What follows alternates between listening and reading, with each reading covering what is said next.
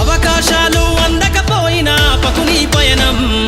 అనుక్షణం నీలో జరగాలి ఓ మేధో మదనం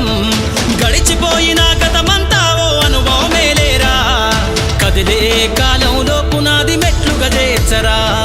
జీవితం అంటేనే ఎగిసిపడే అలలే కదరా జీవితం అంటేనే ఎగిసిపడే అలలే కదరా ప్రతిరోజు జరిగే మలుపును పాఠంగా నేర్వరా